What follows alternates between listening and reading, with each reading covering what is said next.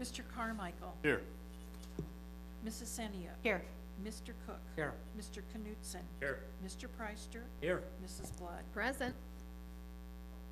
This meeting will be conducted according to the rules of the Open Meetings Act, which is posted in the entry to the council chambers. Item 3, City Administrator's Report. Any questions or comments? Mr. Berlitz? As usual, either I or staff would try to answer any questions that the council may have. See none? Okay, that's good. All right. Item B, report on pool closing for budgetary and safety concerns. Mr. Roberts?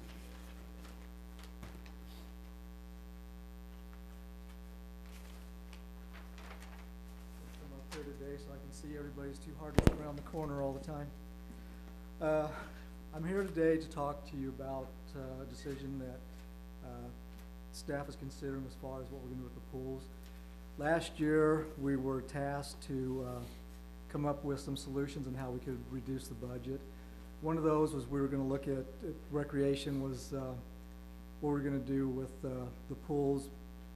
Originally, we had suggested that it would be more of a kind of a rolling where one pool would be closed for a day and then they would just alternate throughout. Well, in the meantime, we were having a comprehensive pool study done by Larkin, and we got that report back in June or July, and it showed a lot of deficiencies in all our pools, and in particular was the Sorensen pool. We got some issues with losing water there. We lose about 8,000 gallons a day. Typically, you should be about 2,500, maybe 3,000. And it's not that it's being splashed out because the ground around the pool is not wet, so it's not a pipe that's leaking. And also, there's basically it's an intake for the water to run into to drain out. But it's been dry, so it's not somehow getting into this either. So just by some reasoning, we're thinking that this water is getting out somehow, but it's not getting out in a safe manner. We believe it's getting out from underneath the pool, which is causing the water to erode and to wash out. So it's possible we've got a sinkhole underneath the pool or in the vicinity of the pool. We don't know because we haven't anything done. This summer, I'm going to have a geotech firm come out and do some soundings, do some borings, and we're going to try to find out if we do have a void under the pool. So for this reason, we've decided we'd like to go ahead and just close Sorensen for the year, just basically because of the safety issues with it. Also, by doing the rolling closures, we're still going to have to maintain, we're still going to have chemicals, we're going to have to still include water and all that with it. So what would be saving would just be the labor to hire lifeguards to man this pool. We could cut back on the amount of lifeguards we would hire this year. But basically that's what we're looking at, is because more of a safety issue. We did take a look at all the ADA on all the pools, and they pretty much were about the same on every pool. We're deficient in ADA on all our pools here. But because of the not knowing exactly what's going on under it, where the water's going, that's why I'd like to close Sorensen for this year. Yes. Councilwoman Blood.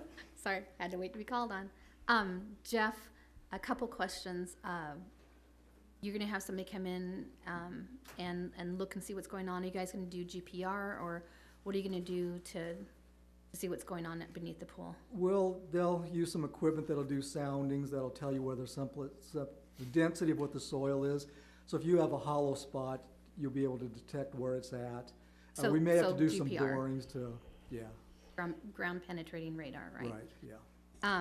So if it is indeed leaking, are there gonna be fines involved for us, since that's a caustic chemical? I'm sorry, say that. Will there be any fines for the city involved with that?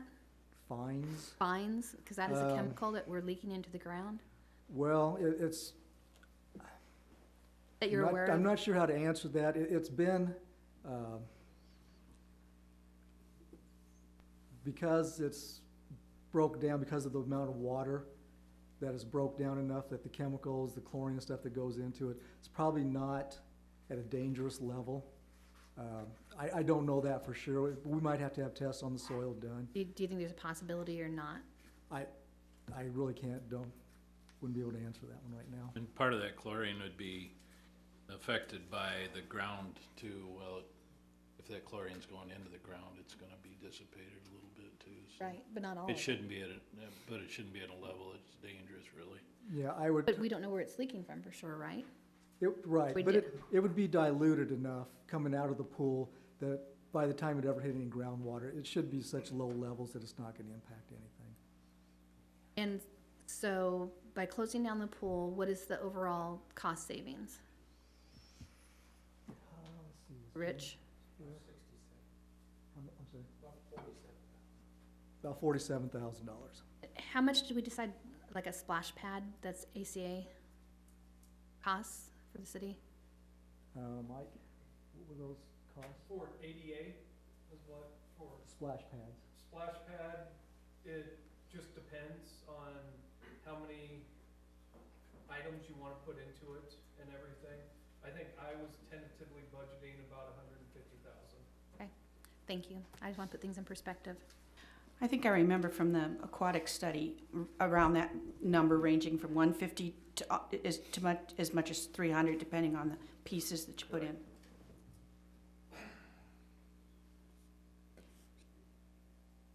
Mr.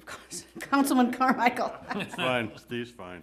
Jeff, part of the analysis done in the aquatic study was to do a leak detection to determine if and where that water was going. Has that been done yet? The leak test hasn't been done yet. But like I said, based on what I've been able to analyze, it doesn't appear to be coming out of any of the pipes, just because there's no saturation in those areas where the pipes are at. And that's one of the things we're thinking it might be is where the bowl of the deep end connects with the shallow, that concrete is separating. And that very well could be where that water is leaking out from. It has been sealed before, but now it's showing signs of separation again. Has the wastewater department ever determined if it's physically going down the sanitary sewer or by chance the storm sewer? But we haven't had any detection of it going out any place. It's sitting in the ground someplace. Councilman, oh, sorry. I'm not Go done, ahead. I'm sorry. The ADA analysis, how extensive is that at this point? I believe, well, the overall estimate for this particular pool is about 405,000 in that area. That included the ADA.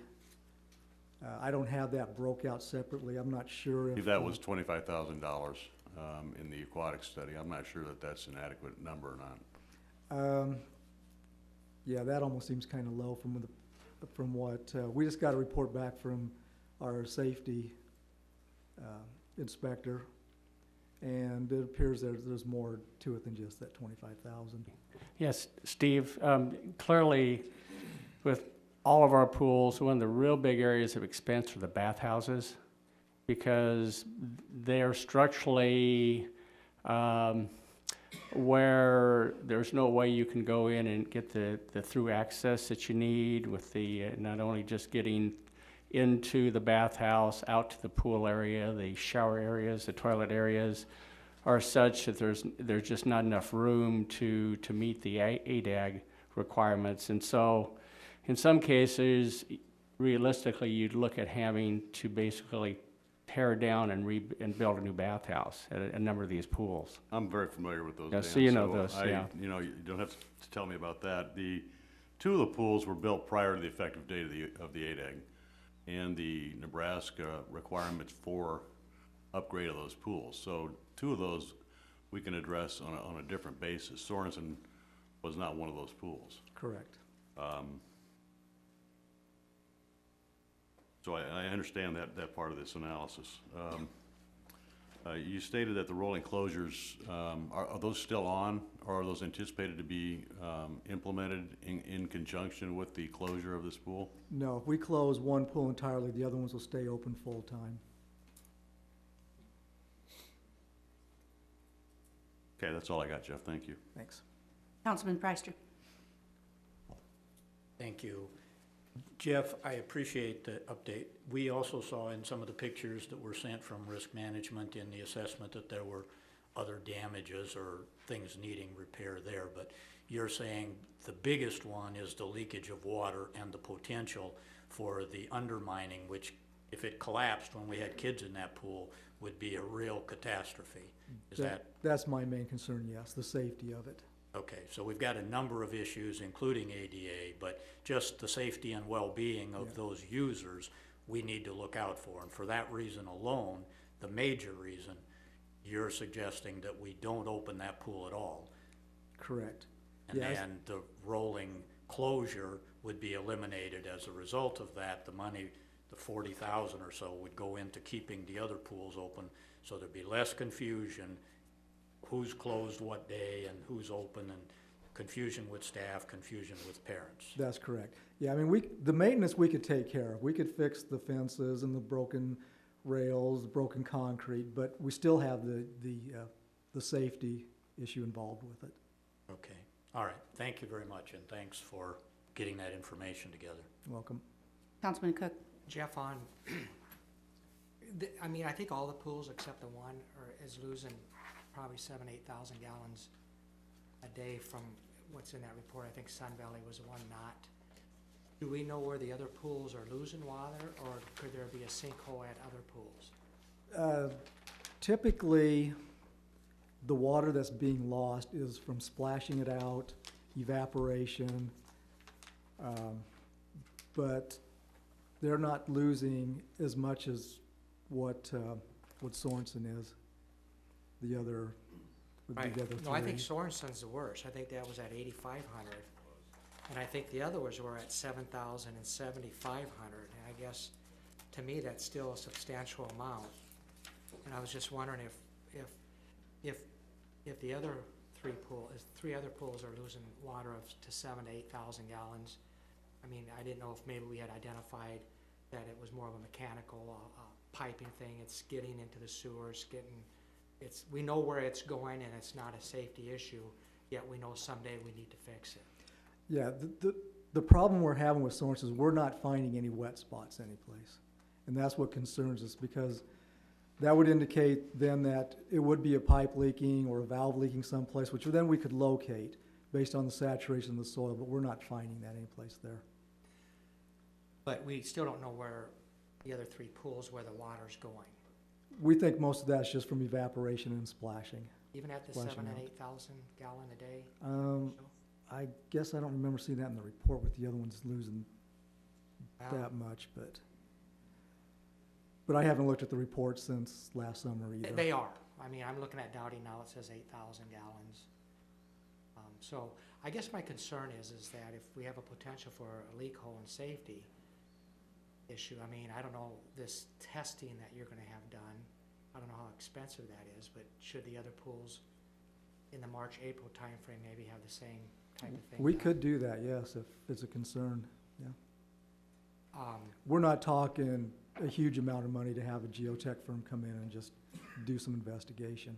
And from going through this report, I'm pretty positive we had a range from 7,000 to 8,500 gallons of water being lost at 4 of the 5 pools.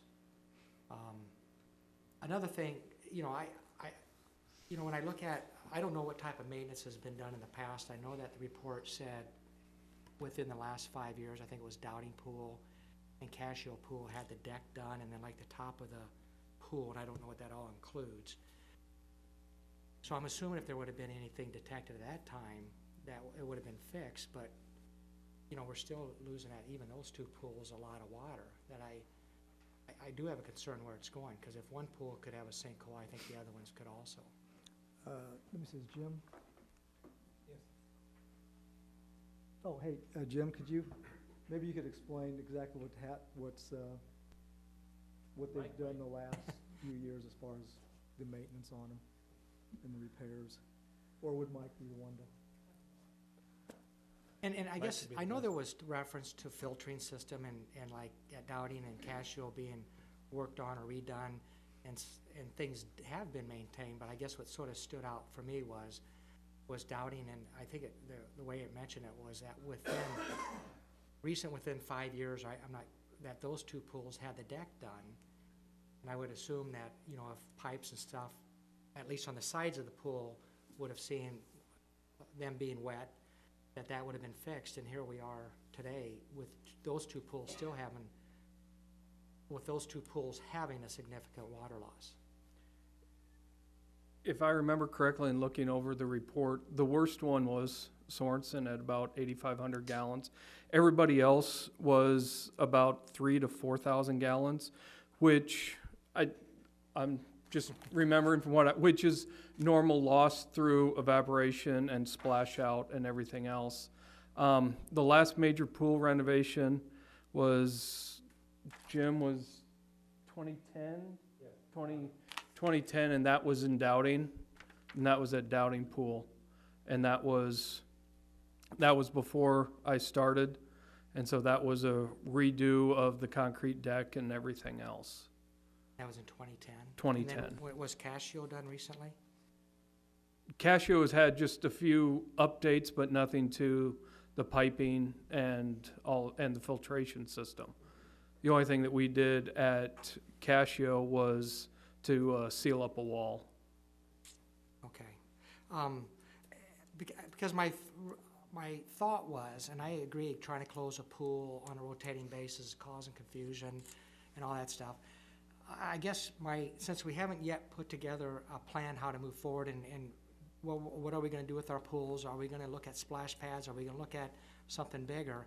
I guess my feeling was originally that if we were going to keep all 5 pools, we could just designate a day that a pool is closed. Sorensen X pool is always closed on Wednesdays. This pool is always closed on Mondays, and that would avoid the confusion. However, it still requires the upkeep of that pool.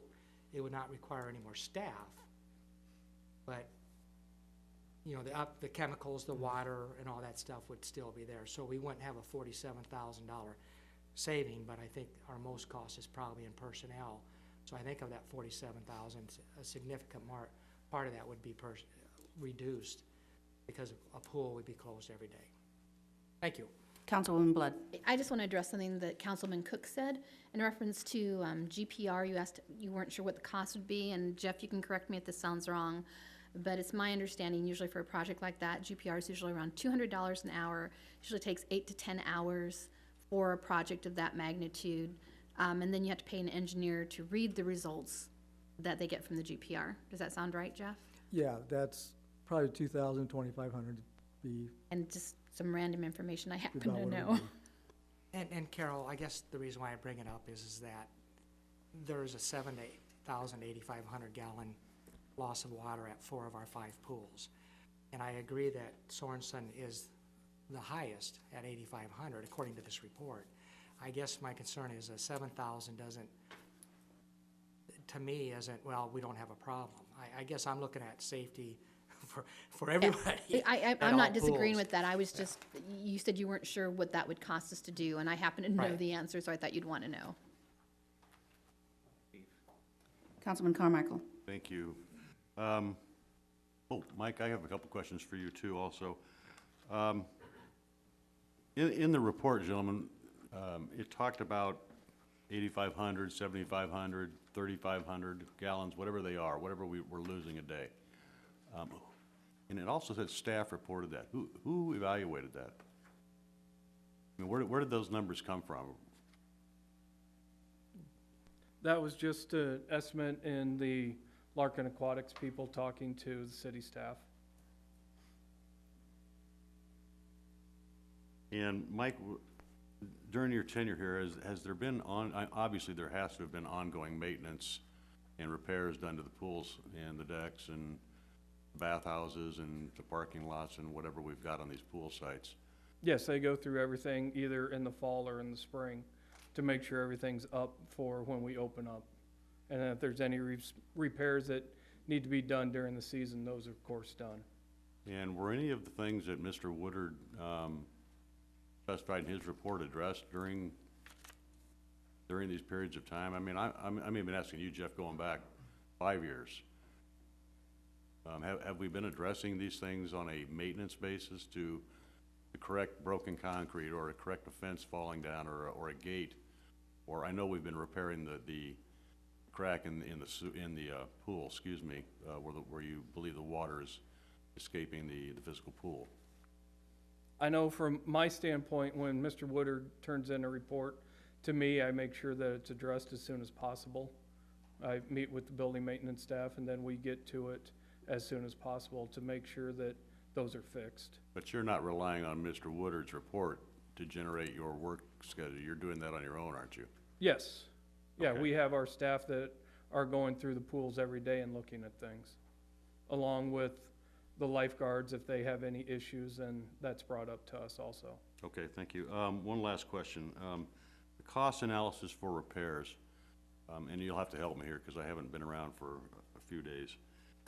Did we get a detailed report of, let's take Sorensen, for example. They say it costs $408,000 to fix the pool, fix the ADA issues, filtration system, everything that needs to be done to bring it back to a standardized pool. Did we get a detailed cost breakdown or analysis of where those figures came from? Because I didn't see anything in the report when I read it. You're talking about an itemized schedule? Yes, sir, I am. Not to that detail. This was just more of a visual, here's the things we're seeing these repaired, and then what the cost associated to that would be. But as a detailed one, no, that wasn't included in the study. So it's really a subjective number.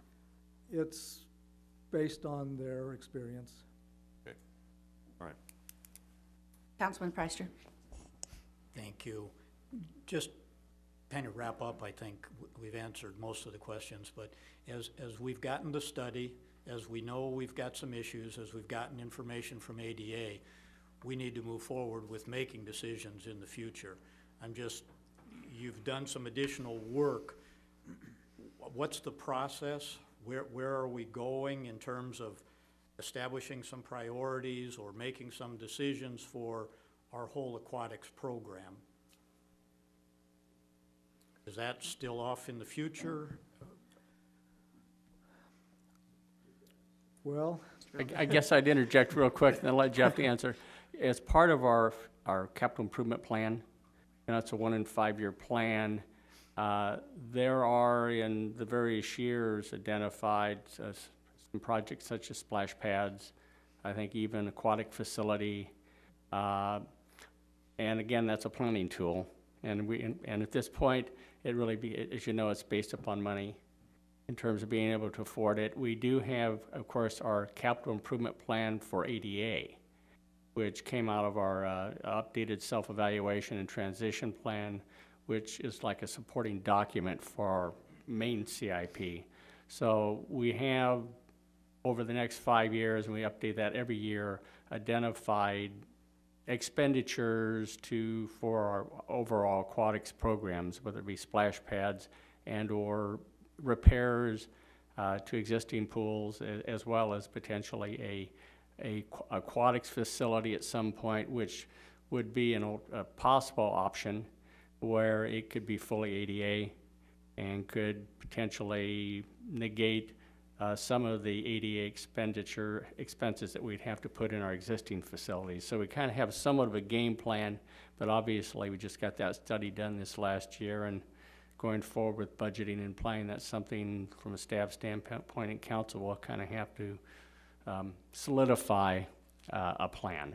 But we have identified a number of options that we put into that capital improvement plan. Is that correct, Jeff and Mike? yes. Yes. Okay, thank you for that answer. And I'll just follow it up with a comment that we're looking at possibly having a new library.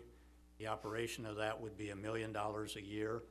We're talking about putting millions of dollars into a pool or pools that would only be open 10 weeks of the year, very short time, very limited usage by one, basically youth age group, and the public saying we should have splash pads, which we have very few ADA compliance requirements with, which more people can use, which we can use over a much longer period of time. If it's warm in April, they can use them. If it's warm in November, they can use them.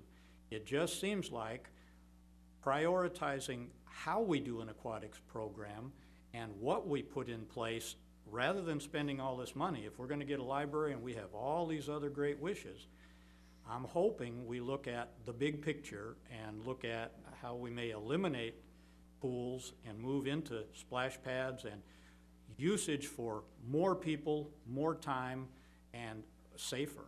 So, comment that I probably shouldn't have made, but I did. Councilman Cook. Just one last comment. My concern is that if we would do this radar, say, you know, a month or two before the pool would even be considered to be open, and we found no sinkhole or no problem, I guess my concern is that then would we at least, if we're today gonna decide to close it for at least this swimming season, I guess we probably need to know if it's something that there's no, if in 2 months from now we find there's no sinkhole, would it be worth doing that, I can't remember how you call it, where the two joints come together, that, the rubber compound or whatever, and try to see if, you know, doing that as a replacement, and maybe if there's other cracks, trying to seal everything, and would that pool then be considered to be open for this year, if we don't find a sinkhole? Yeah, it's an option. And I just didn't know that if that was a possibility, then would we want to go back and maybe close a pool a day each week? Yeah, that both we- those options are still Okay, on the okay. table, whether we roll them or just close one I just didn't entire know, Jeff, season. if this was something that you would be looking at that pool more so in the middle of the summer, that we're gonna close it, we're gonna address the problems there. But if there's no concern with maybe it sinking, maybe then we need to look at another pool that's losing a substantial amount of water, is my thought. Yeah. We Paul- can certainly look at every single one of them and do the same thing with Yeah. them. Ultimately, I think as staff came forward with a recommendation subsequent to the original recommendation for the alternating of the pools, probably the biggest thing in terms of achieving the necessary budgetary savings for this year is that obviously, as you've noted, we would not achieve those savings by alternating a pool, closing one a day, because again, you'd have the operational costs, the repairs, the water, the chlorination, et cetera. So if Sorenson prove salvageable, so to speak, for this year, we'd still have to look at a pool in order to get that level of savings, because there's no way you're gonna get it just by alternating as was originally suggested, so.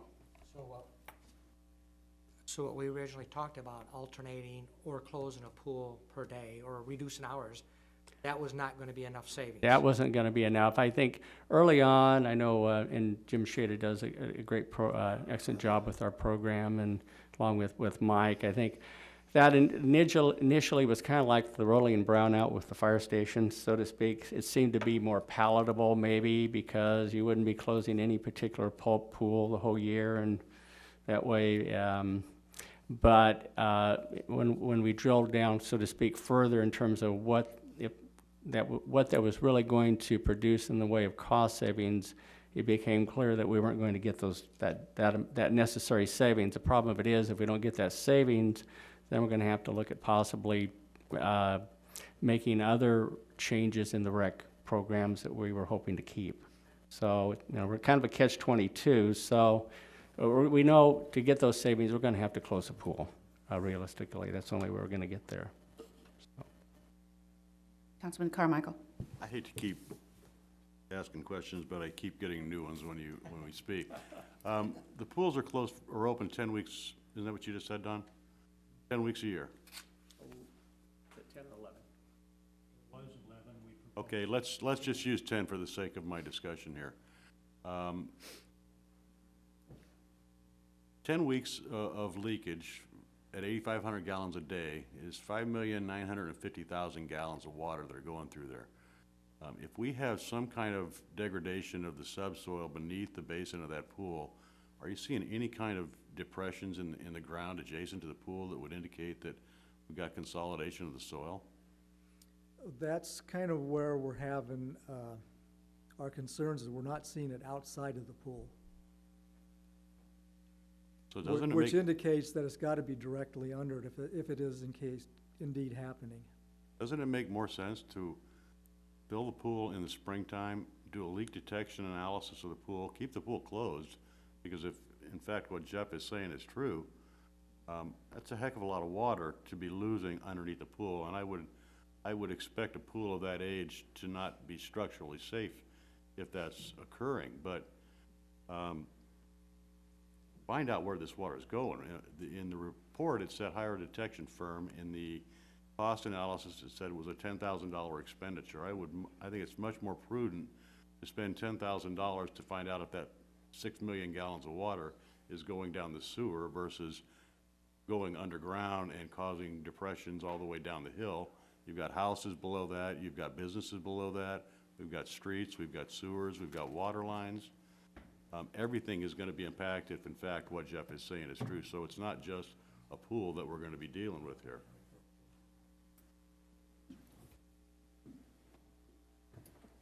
Anybody else? Okay, Mr. Shader, did you have anything to add? No. Okay, thank you. Thank you, Jeff. Takes us to item 4, review and discussion without action of items on the agenda of the regular council meeting at 6 p.m. on February 10th, 2014. All right, 1 through 3, any questions? All right, 4 and 5, no items. 6, liquor license, Twin Creek Cinema.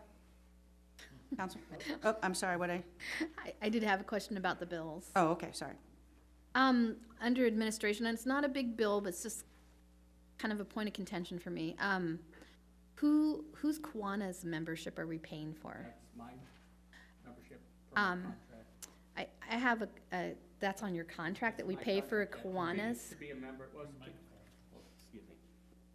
It's in my contract to be a member of a civic organization, whether it be a Rotary, a Kiwanis. I just happen to be a member of Kiwanis.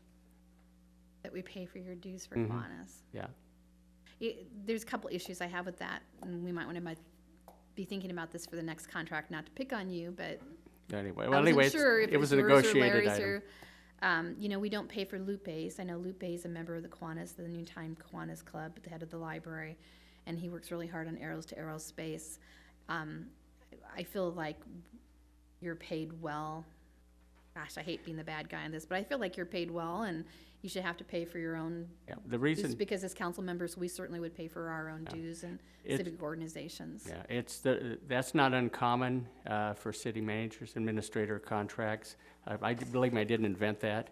No, and So, I'm, again, I don't so- question that probably isn't a lot of Yeah, people's it's contracts. consistent, let's put it this way, it's consistent with market practice in contracts for professional managers of cities. Whether it be consistent or not, if as council, if we chose not Okay. to include that in contract, though. Well, we'd have to we're gonna have negotiate that. option. I don't want to get into that now, but No. it's a current provision of my contract. But we don't do it for anybody else. I'm the only contract employee other than the assistant in the city, so there's only, So when we say civic organizations, if there's some that we believe pertains to your job and others that we don't, then we want to, Pat, we'd want to be more specific in the contract then? In the future? All I can remember from the contract was that he had a right to join, I think, 2 maybe, yeah, it was up to 2. civic organizations. Yeah, and again, the organizations, whether it be Kiwanis, Rotary, Right. those that do give back to the community. For instance, Kiwanis sponsors a swim program for the youth. So it clearly is an organization, and I'm not promoting Kiwanis. No, But- Kiwanis is a it- great it- organization. It's an so not in organization that question. primarily raises money through the membership to do things for the community. Usually, most of the organizations are youth-oriented. So, Actually, Kiwanis does Arrows to Aerospace. Arrows and to Aerospace. Kiwanis does the September 11th ceremony. Yeah, They do a lot so- more than the swimming programs. They're There you go. awesome. They do Yeah. great things. So- The question isn't how awesome Kiwanis is. My dad's been a Kiwanian for over 40 years. It's that I have a hard time justifying the fact that we pay your dues. And if it's in the contract, It- then shame on me for not understanding that's what that meant in that sentence. So okay, just now I know, and now I'm going to be more attuned to the contract. okay, all right. Well, again, when that time comes, that'll be a negotiation point, I guess, okay? It will be. All right. Thank you. Mr. Sullivan, in your experience, is that a common item to have in contracts? of this nature? It's as common to be in as it is common to be out. Some treat them both ways. Thank you so much. Yeah, that's sufficiently big. Okay, sorry, I skipped right over bills. Anybody else on bills? Nope. All right. 6 liquor licenses. 7 ordinances for third reading. Ordinance number 3747. Councilman Preister. Thank you, Councilwoman Sanyuk. On this, I've been working on some of the issues. There were many of them that were raised, and many of them were very thoughtfully done. Unfortunately, I haven't put all the time. I have agreement that they certainly have substance and that I want to find a way to work on them to get resolution, but it's going to take more time than I had anticipated, and so I'm going to ask tonight that we carry this over and not deal with it, because I just haven't had time to get with our attorney to finalize it and make sure everybody's on board with it. Okay. Ordinance number 3754. 8, public hearings. Ordinance number 3756. 9, ordinance for introduction, 3757. 3758. 10 and 11, nothing. 12, current business. Anything A through C? Then I'll flip my page over. Councilman Preister. I would like to back up to the city ward boundaries. We had discussed at one point whether or not we would have an elimination, possibly an elimination of the at-large seat, and our legal counsel was going to give us some information on that. We're not going to make any changes before this election, and this is a good way to readjust, but I think it raises the issue of, would be good to know and start that process if the council does want to make changes and to have a 6th ward or to do something differently. It would just be good to have the information. So when you could get that to us, I would appreciate it. Okay. Thank you. Councilman Carmichael. Dan, on 12G, where is that salt shed going to be located at? Jeff, where's the salt shed located at? It's gonna be at the south shop. There we go. Okay. So that was 8. Okay, we're all right. A through C, all right. 12D through F. Anything on those? Councilman Preister? I would like to acknowledge that we have some appointments, and the mayor's appointment, which one is that? Oh, that's coming up on I believe. Okay, Yeah. not there yet. Okay. I just, So, 12G, approval of low bidder for the salt shed. H, approval of low bid of tab construction.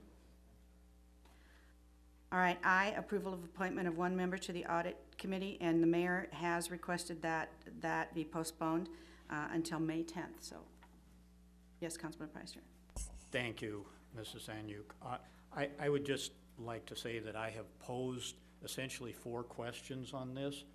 1, is the audit committee even needed?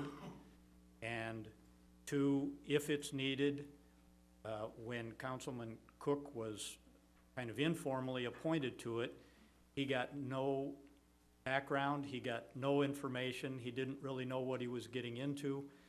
And so the question is, do we have a job description or information?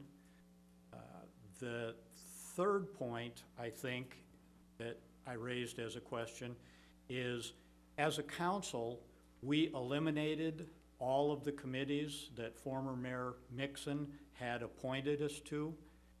And so everything was eliminated, and then we reestablished 7 council task force that the council was creating for its own oversight. And so my question is, on procedure, can we appoint somebody to a committee that no longer exists? Or if it's needed and all these other things are done, then do we appoint them to a task force that currently exists? So at this point, I think those questions haven't been answered, and I think Mr. Severson and the mayor are working on them. So hopefully we can get all that information soon and then make a decision. I personally think that former Councilman Sanborn would be excellent because he knows what to look for. I think other people could be too, but this is a technical, professional kind of thing to do an audit. I would be the first to say, I have no background in doing that kind of an audit, and I would want somebody looking at it that really knew what they were doing, had a background, understood finances, understood numbers. So that's where I'm coming from in raising those questions. And hopefully we'll get answers to those, and we'll get information, and then we can make some decisions. Councilman Cook? Yeah, I did talk to, I just want to respond to some of yours. I think we're sort of opening up a can of worms, because I don't know how many committees have a job description, and you're given a booklet of stuff to say, go ahead, march forward. But I have been in communication with Mr. Severson and Mrs. Horton in regards to this. There was a meeting that I was not able to attend, but you know, I think there's probably some issues and concerns that there might be other committees or groups that maybe, you know, we could look at their need or not.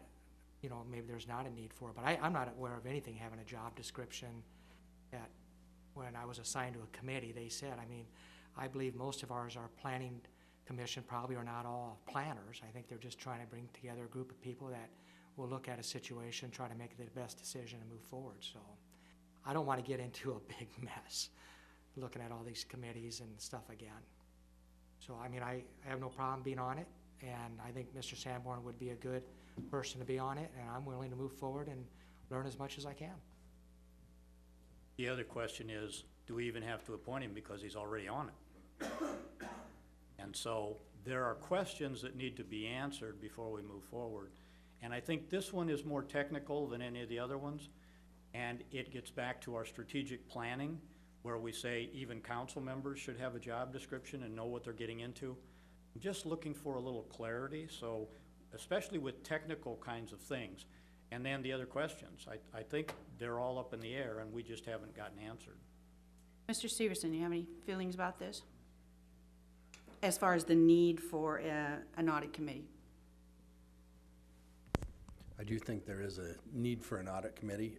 We have a rough draft of an audit committee policy that we're putting together that will give the purpose of the committee, the number of people and how the committee is selected, and also it will just give some of the a list of duties and things, because it is technical. Right now, we've got a couple of people, and if you include Mr. Sanborn, which I don't know if he was on as a council member, and when he was off the council he was removed, or if he was on as an individual, we would have 3 right now. Mr. Cook, Mr. Blazig from Bellevue University, so we've got the academic side of it there. I think he's an excellent addition. We've got Mr. Cook, who's had experience at a different government entity, the county, so he brings a different look at it. And then having a citizen who can look at it from, again, an unbiased view, but to look at it as a citizen, or, you know, how do they feel about the quality of the numbers here. I think those would be 3 very good resources to have on the audit committee. So we're working on that policy. Again, we started a rough draft actually quite a while ago. I looked at it. It's not ready to be put forth to you yet, but we'll have that certainly in the coming month or so. So I think it's worthwhile to Thank you. Good. Councilman I see Carmichael. this one. I appreciate that response, and our policy, same thing. It establishes some guidelines and criteria, and it's clear. Good, I appreciate, you're ahead of me. Thank you. Thank you, Mr. Severson. Just some clarification, since I'm doing this, Don. The audit committee, or any of the committees that you reestablished, were those solely to be occupied by council members, is that what I heard? I didn't say that. Okay, so the public can be on there. Sure. And is Mr. Sanborn still an active member on that committee? Or was he removed for some reason? We don't know that.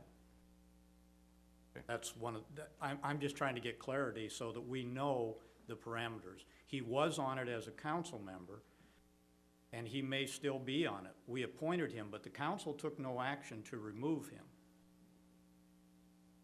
We don't need to sort it out here, No. but there are questions that have arisen that we need to get sorted out, and then we move forward. So that's part of the reason it's being postponed. I just wanted to give that information. Okay, let's move on. 12J, approval of custom farming contracts. Any questions on those? 1 and 2. K, memorandum of understanding with the BPOA, Fraternal Order of Police. L, approval of memorandum of understanding with the firefighters. M, approval of amendment to the contract with Alexa. N, adopting the city strategic planning report. O, approval of documents in regard to the convention center project. Okay. And that takes us back to item 5 on the pre-council agenda, executive session for the protection of the public interest and for the prevention of needless injury to the reputation of an individual. I move that we go into an executive session to discuss real estate negotiations for the city-owned Danielle's Farm property at 36th and Capehart, Lot 2, Fort Crook Edition, proposed lease of space at 1500 Wall Street with the VA, update on E911 negotiations, contract negotiations with BPOA and IAFF, Hotel Conference Center project. Second. Motion by Sanyuk, second by Blood. Councilman Preister. I would ask legal counsel if I could add one thing to that list. I doubt it, but go ahead. Well, we're gonna be discussing publicly tonight the Twin Creek development, but in the negotiations, I would like to find out something, and I'm wondering if I can do that question in exec session. That's listed. Yeah, It's listed as Hotel Conference Center project. Oh, there was an amended agenda, sorry. Oh, You didn't. okay, it's got it. already on, okay. okay, Sorry, we're then okay. I'm fine. I didn't, Mr. Billerts. Also, when we get to the item on the purchase offer regarding, I think it's Lot 2 on Fort Crook, I'd probably want to be able to have Jeff Roberts and Bobby Riggs in on that, since that is currently a site of our, one of our shops, street shops. So, because you might need some of their thoughts if we were to move forward with that, how we would then address making up for the loss of that site. Okay. All right, please vote. My vote is yes.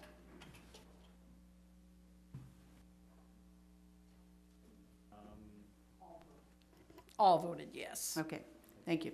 You do need to, they can only talk about those items. Okay. The only thing that we will discuss is what was, I listed in my motion. Those are the only things that will be discussed. So everyone needs to clear the room except those people involved in these items.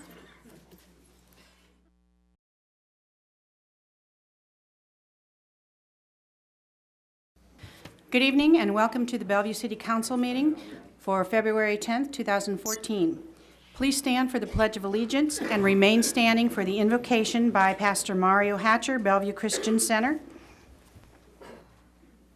I pledge Allegiance to the flag of the United States of America and to the republic for which it stands, one nation, under God, indivisible, with liberty and justice for all.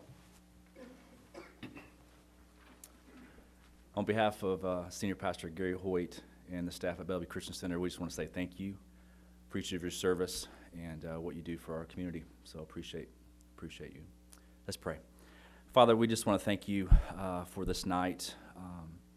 God, we ask that your grace and justice and wisdom would be led tonight through each of our city council men and women tonight, and that your grace will be sufficient in all decisions to be made.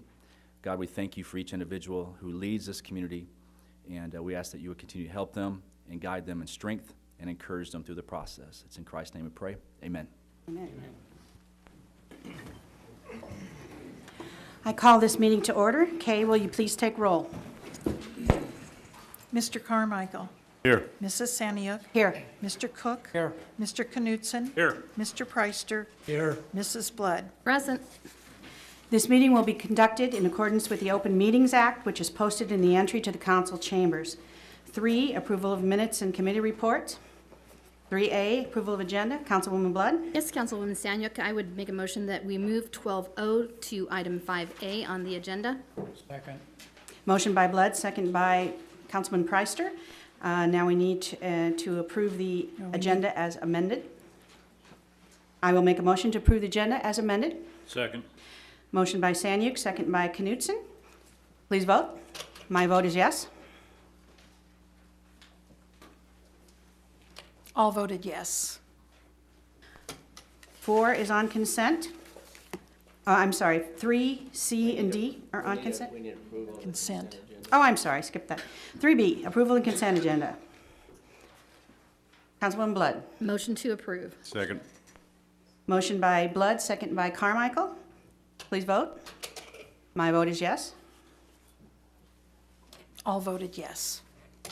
3C and D are on consent agenda. 3E, presentation of the 2003 Tree Board Report. Councilman Preister. Thank you, Acting Mayor Sanyuk. It's good to have this opportunity. I would ask Lisa Swanson, who is a member of our tree board, if she would come up and give us just a brief rundown of the information that's in the packet.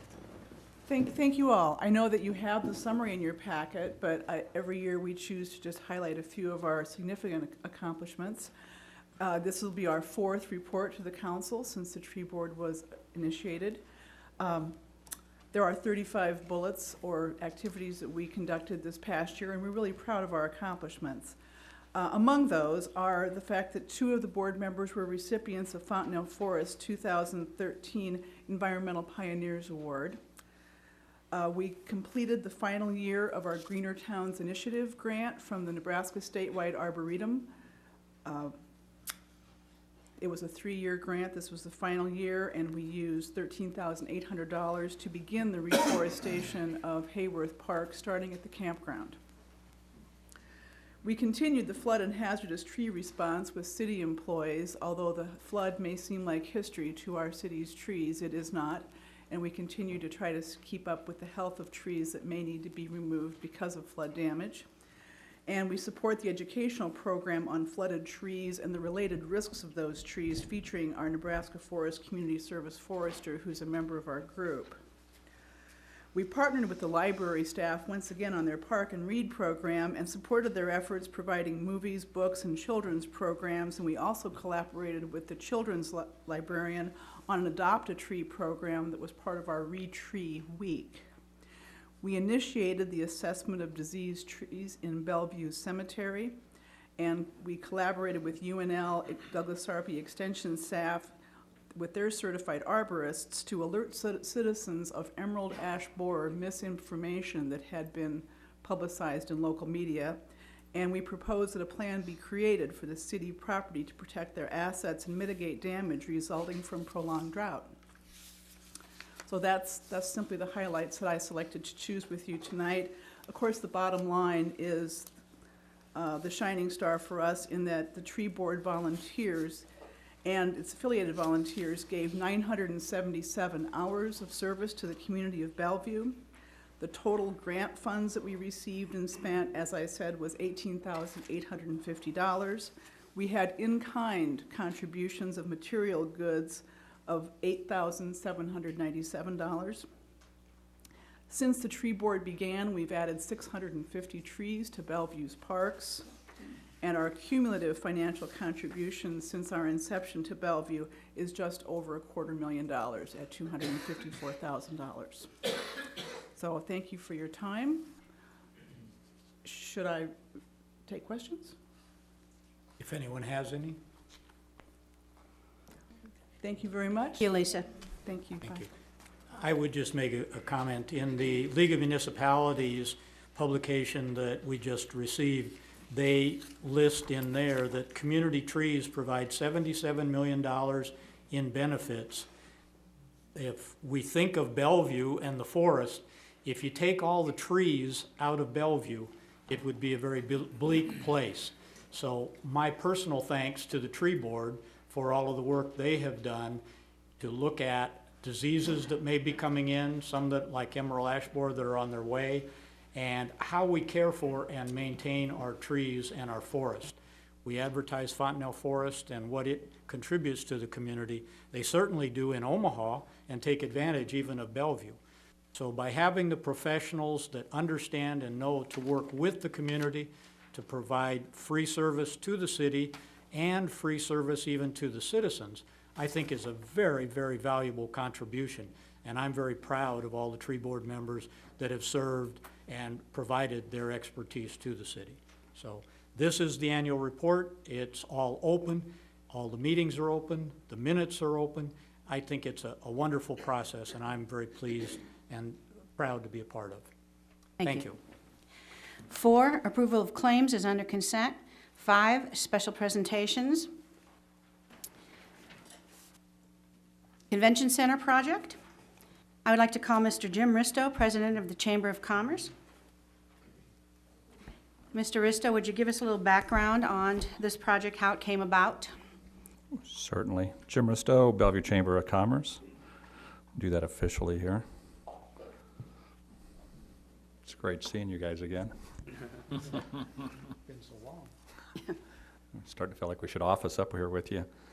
Give you a little quick background is it's probably been a year and a half in the makings that we started on the endeavors of looking at the need for a conference center within the Bellevue market. And ultimately what we landed on in June of last year was commissioning a study between the Bellevue Chamber of Commerce and the City of Bellevue, entered into an agreement to take a look at the market analysis in which Professor Chris completed for us. The bottom line was to not only define what the need, because there was always the speculation of whether or not there was a need for a conference center here and then what size that conference center was. So within Professor Chris's study, went quite in detail as to the number of events that from local interviews, not only with our convention bureau, both in Omaha and Sarpy County, as well as event planners, developers and the like, as to what the need here would be in our community. It was derived that, I mean, there definitely was a need, and I think on the high end of it, just in looking at what we have existing here without looking out beyond our market, that 195 days out of the 365 days we virtually could have an event within that facility, ranging in size from 200 up to 1,000. I think we've given you some numbers too that kind of breaks out by all the different sizes, but significantly what happens is a lot of our events are leaving our community and either going into West Omaha downtown or even into Council Bluffs, for example. And it's pretty common knowledge that you couldn't hold a large wedding party here in our community or recruit or try to get a conference of any magnitude within our city. So generally they would always kind of steer away from us. So that study just reaffirms what we already knew, and then looking at a needs behind that to say that if of those 195 days that you could fill an event center, of what size would we need to do. So what was important too is that we would look at this thing to right size it. So through that you start to look at what size facility could hold up to 1,000. And I think probably to back up a little bit too is not to compete with like the CenturyLink or La Vista, because we felt that anything above that 1,000 capacity would be playing in the market that the two bigger venues play in. But there's definitely a void within the South Metro area for anything that would hold something in the 500 to 800 range and even the 200 range. If you look across, and I think in the study it also showed that within the South Metro, which is largely all of Sarpy County, there is not an event center within a 10-mile radius of the Bellevue side here that could fulfill that need. So with that, we started to look at what size facility, and it started to kind of backtrack, and it came down to be a 20 to 25,000 square foot facility. With that, once you start to define to hold the maximum size as well as the mid-size and be able to break the facility up into, you know, like if you had a banquet room that could seat 1,000 or be busted into 3 separate facilities. Kind of the growing understanding of how do you break that next. So our next step was we actually toured a facility in Manhattan, Kansas, went and looked at one that's virtually, it was almost like a blueprint of what we had been talking about here in Bellevue. So it kind of became kind of our way to point towards what would be the right thing to do. So not only understanding then what the size of that facility is and then making sure that we didn't underbuild or overbuild, we arrived at that 20 to 25,000 square foot facility. The second part of the phase then was to make sure that this project would stand on its own while recruiting a high quality hotel and then putting up a conference center. So the dynamics of the finances all work together, that the property taxes, lodging tax, and sales tax that could be attributed to both of those venues would help pay for that facility. I think through all of our discussions, I think we've come to a bottom line where, I'll just summarize it, is that we project in the 20-year model that the lodging tax, sales tax, and property tax and management agreement would produce somewhere in the neighborhood of $16 million in revenue. And then for our portion of bonding out the conference center, as well as some of the startup costs, I think that we agreed on, like the marketing analysis or the first marketing side, comes to roughly over the course of that 20 years, $14 million. So in a 20-year model, we're really to the $2 million to the good. So that we're really comfortable that the project itself stands on its own to pay for itself based on that, not to take any other indicator that any other potential entity would come into play. We all know that this is kind of the starting point of what's to come behind this, but it was important that we didn't play into the unknowns, but we do have a lot of good signals that more will come behind this in the development in that particular area. And I guess when I say that particular area, it's well known now that part of our site selection too was to define where is the best place to have the facility. And as we went through Bellevue, and as far as a competitive site that not only serves our market, but the South Metro, which will ultimately include the Papillion, the Glenwood, and the Council Bluffs market that could also come to our facility, we landed on Twin Creek. With Twin Creek, then the discussion started to where do we go from here? And I'm going to let Steve talk a little bit about his side, and I'll let him introduce Bruce Kinseth too as we kind of move through. But it really, as you kind of look at the project itself standalone, the right site, and then the needs for the community. And I think we've got all the dynamics of that have come together. So it's kind of game on at this point now. What I'll do is if Steve wants to come up and talk a little bit about, and before I get started, I think, the other thing is that as we've gone through this, from a Chamber of Commerce's side, I think it's important to know that we've vetted this with the local business community, our board members, our executive board, and I think, if I just get a show of hand of support in here from our local business community that is standing behind us, I'd really appreciate that. So I think we've got a pretty good turnout. They've seen the inner workings of it, maybe not all the details, but they've got a good feel for what's happening here, and they're behind us pretty solid on this. So with that, Steve, I'll quit yakking and turn it over to you. Thank you, Jim. Thank you. We have Mr. Steve Johnson, developer of Twin Creek.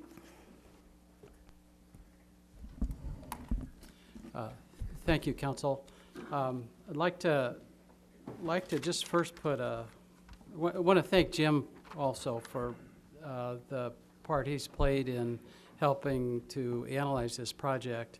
And I might just start by saying that we're going to just put a slide up, just a brief overview of Twin Creek. 127 acres. Phase 1 was completed in 2005. It's about 95% done. Annexed by the city just a few years after that. And that's the area outlined in red at the bottom. And so the intersection at the very bottom is 36th Street and Highway 370 Expressway. So as you take 36th Street up to the north, you see that kind of almost triangular shaped piece. That is what we call Twin Creek Village. What's existing in Twin Creek Village is a 240-unit apartment done by S.C. Bodner, the Marcus Theaters, and then we own a couple of office buildings in Culver's. That entire area was annexed by the city last year as the city got to looking at the valuations out there and rounding it off. It's $40 million in taxable valuation. That was as of the 1st of 2013. What we see with the addition of the trailside apartments just on the upper left there, it's a little bit hard to make out there, but that's the area outlined in light green. Another 240 units that we expect to start this fall. That's also with Steve Bodner's group out of Indianapolis. And then right in front of the movie theater, it's not outlined, but that's what we call the Twin Creek Main Street. And then just above that to the right, you see the orange and the red outline. The red outline is the conference center site, and the kind of orange or yellow outline, that is where the hotel site would be. And just to put some numbers on those, the apartments will come in about 18 to 20 million in terms of the budgeted cost for it. The hotel will come in total cost of about 14 million, and the conference center with budgeted cost of about 8 million. So if you add those costs together, it's between 40 and $42 million. So with the addition of those parts of the project, we'll virtually double the existing valuation out in the Twin Creek development from 40 to 80. And you might say, in what time frame? Well, if all three of those projects get started this year, as we hope they will, within about 2 years, that should double the taxable valuation out there. And we think that that'll create a dynamic that will let us finish off the development by attracting restaurants, retail, and some additional entertainment to the Twin Creek Main Street area. And now what would that add? The Twin Creek Main Street would be another 20 to 25 million in real estate taxable valuation. And as an estimate, it could be as much as $500,000 more a year for the city in revenue between sales tax and real estate taxes.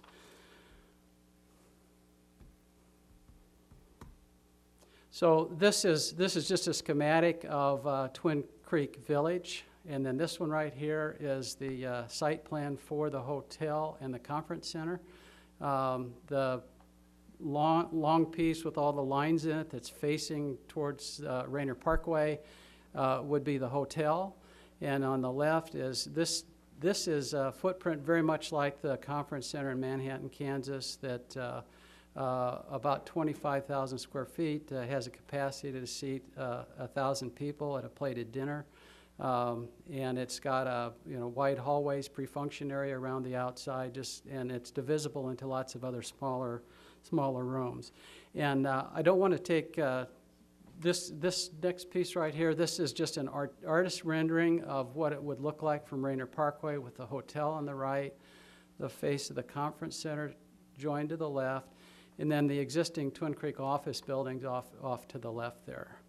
So I would we've come a long way in terms of working through to document this project with the City of Bellevue. There was a letter of intent in 2013 in February that we entered into. They said find a qualified operator, and then in 2014, direction from the council was to go ahead and put some documentation together. So I'd like to just say two other things, and then I'll introduce Bruce Kinseth. There was a conference center feasibility study that supports this project. We've identified a qualified hotel developer and manager, and so that supports the project, and that's Kinseth Hospitality. We have a qualified conference center manager, which was a requirement of the city, and that is also Kinseth. We have a qualified conference center development consultant to help the city as it goes through the process of developing this unique project. You saw a few minutes ago the conceptual site plan that demonstrates the adequacy and the feasibility of the site. On the private side, the hotel developers have done a hotel feasibility study, and that supports the occupancies and rates and projections. And the hotel is sized so that it'll serve some of the inflow that goes into the conference center, but we expect quite a lot of overflow to go to other hotels in the area. We have a construction lender that's issued a letter of interest and is in a letter supporting the borrower qualifications. And the franchise has been approved. And so this has been vetted by an international franchisor of hotels. I'll let Bruce tell you a little bit more about that when it comes up. And Bruce, maybe would you like to come up, Bruce? I'll introduce you. Just coming up is Bruce Kinseth. He's Vice President of Kinseth Hospitality Companies. And he'll tell you a little bit more in detail about the Kinseth operation and a little bit about what his thoughts are for this project. But I thank you very much. Thank you, Steve. My name is Bruce Kinseth, and I'm Vice President of Kinseth Hospitality. And just a little bit of background on Kinseth Hospitality. I don't want to bore you, put you to sleep or anything like that. I know you've had a long day. But Kinseth Hospitality is a second-generation hospitality firm. And we do pretty much anything in the hotel, restaurant, hospitality business. We operate hotels, we build hotels, we manage approximately 80 hotels currently across the Midwest, with a large knuckle of hotels in the state of Iowa, with our headquarters being in North Liberty, Iowa. A lot of operations out here in West Omaha, Lincoln, Council Bluffs area, so we're very, very familiar with the area, very, very familiar with the customer base here in the Midwest. And we first came to Bellevue, the Kinseth family. We were brought here by Steve to look at an opportunity of building a hotel and a conference center. And what we do when we come to a city to determine, hey, number one, is there a need? Number two, is there a need and a hotel brand that we can affiliate with that meets all of Kinseth hospitality needs and requirements? So we came to Bellevue, spent a lot of time, of course, got the market studies, but we do our own internal analysis to kind of a gut feel, how we feel about the market. We study the local marketplace. We study the demand for both lodging, hotel patrons, as well as meetings and conferences and things like that. And I can tell you, we were very, very excited about the opportunity in Bellevue, spent considerable amount of our time, both mine personally, our Director of Development, Jeff Schrader, along with Steve. We went out and procured a franchise with Marriott. We're going to build a Marriott Courtyard Hotel, which we are very, very excited about. Marriott, as I'm sure you all know, is one of the top hospitality companies in America. And just by the reservations that Marriott alone will send us for Marriott Rewards members, this hotel can be successful. But we don't want to stop there. We want to fill this hotel up each and every day if we can. Combination of business travelers as well as conferences, meetings, and things like that. We're very excited. We think that Bellevue very much needs a conference center, needs a big banquet center, an event center that can accommodate all of the folks in the city's children that are getting married, business meetings, conferences, you know, statewide, regional conferences, associations, and those kind of things. So we came here, we really liked what we saw, we really liked the community. I think you guys have a lot of things going for the community here, and we're going to be excited to be part of it. And we are very, very excited to keep the project moving forward. We're anxious to get going, as I think we talked to some of you about earlier today, and we can't think of more of what we want to do but get this project going. Marriott's ready to go right now. We're already signed up our franchise with them, so I think if we get your blessing, all wheels will go forward. So with that, if you have any questions or anything. Councilwoman Blood. First, I want to say something that I've not been allowed to say outside of executive session, is that I do research for a living, and of course one of the first things I did was research you and your organization, and I just want to say you have a proven track record of developing, operating award-winning hotels, restaurants, and meeting facilities, and that your history, your record is exemplary, and I'm very appreciative of that. And now my question, I wanted to put a plug in for you while I had the microphone, is it's not unusual, is it, to have a conference center and a hotel be built, and then shortly afterwards another hotel be built alongside that? Isn't that kind of commonplace? Oh, absolutely. You see hotels, you might see a hotel expansion too. Right. You know, we're building our hotel, 124 hotel rooms, so we're not making it so large where it won't be successful. However, that being said, you know, as more conferences add, we expect to derive approximately 50 to 60% of our business from conferences. And as we continue to fill up, and the groups, they might need 150 hotel rooms, you know, they'll fill up our hotel, and we need to save some hotel rooms back for our patrons, our locally negotiated rates, and companies locally that we need to save rooms for. So we might only be able to give a conference 75 hotel rooms out of the 150 they need. So there may be additional hotels developed, or a lot of spillover into the hotels that are already here. Thank you. Mr. Kinseth, would you tell us how you plan to market the conference center and hotel? Yes, it's a great question. The base marketing and sales program will be a local sales force. So we will have a sales staff based in the hotel and the conference center, probably 5 people, maybe 4 to, somewhere 4 to 6. It's gonna depend on a little bit of how many functions there are and how many, because banquets takes, you have to have catering sales managers, and then you have to have sales managers, and we'll have a sales force that will go out, all over the state and go out regionally. We'll go to Kansas City, might go to Des Moines, we'll go to all the associations, maybe the Nebraska Concrete Pavers Association, for example, to get them to come to Bellevue. So we'll have an outgoing sales force. We'll also market extensively through Marriott, both through their national sales force for events, because they do events where, let's say, Pfizer, the big chemical pharmaceutical company, they have people that call on them in Chicago, and so they're putting out sales meetings in Omaha, maybe Kansas City, St. Louis, Minneapolis. Well, they will sell our hotel to those meeting planners. So we will sell through their national sales force, and just for the regular transient business traveler, of course, the Marriott Rewards in itself is a incredible marketing plan, because everybody likes to join and gain points and, get free rooms and wherever they can get free rooms and things like that. So that'll be a big part of our marketing force.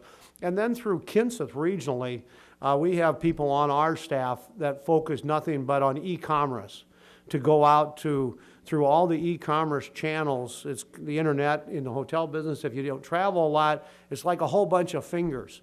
And we have to get all those fingers so they reservations and people come through all those reservation channels.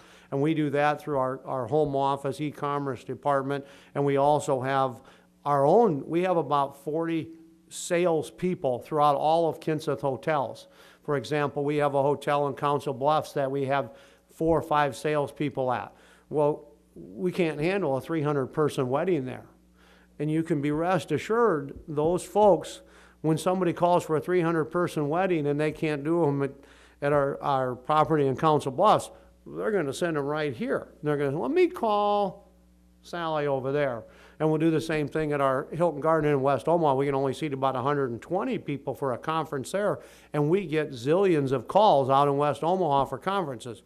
We're going to send them to Bellevue. And that'll be where Kinseth will market, and when we get ready to open this hotel, we'll probably bring in 20 people to do a sales blitz all over Omaha, the whole area here, just to bring in those people so that we get the awareness. So that's kind of the start and the nucleus of our sales effort.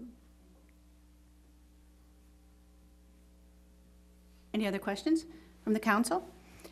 All right, thank you, Mr. Kinseth. Thank you. I would like now to open this up to a public hearing. I will make a motion to open this up to public hearing. Second. Motion by Sanyuk, second by Councilman Preister. Please vote.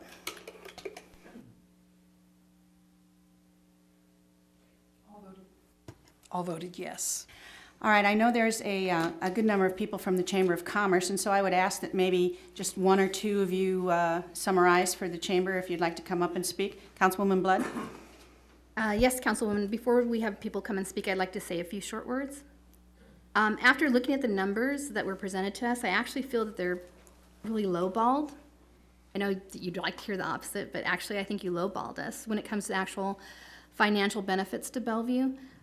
Since I write feasibility assessments for a living, the first thing I did when we caught wind of this at the very beginning was start doing research, and I've been able to share some of those things with you already. According to the U.S. Travel Association, 4 out of every $10 spent on business travel in the United States can be attributed to meetings and events. In addition to increase in jobs, tourism, citywide visitor spending, sales and use taxes, as well as reduced pressure on residential property taxes, plus the jobs created by the actual construction, headquartered hotels generate longer stays and greater average spending. 73% of the meeting planners cite that an adjacent headquarter hotel, that's what we're talking about, the hotel and the convention center, large enough to accommodate all attendees and supplemental events is a key factor in location selection for conferences and special events. And the one thing that I want to direct directly to our council is that the key factor in successful P3s is the municipality with the political will and leadership to move forward with the intended project. Without that, projects never come to fruition, which has happened over and over again in Bellevue. And I'm hoping that we man up and take a risk for once, because this will change how Bellevue looks to everybody. All right, we have opened this up for a public hearing, so anyone who wishes to speak about this item, please come forward. And sign in, please. Good evening, council. My name's Dave Compton, 113 West 22nd Avenue.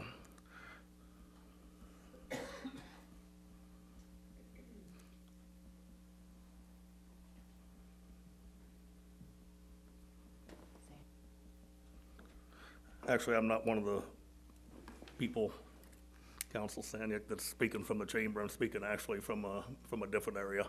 I happen to sit on Sarpy County Visitors Tourism for Sarpy County on that board.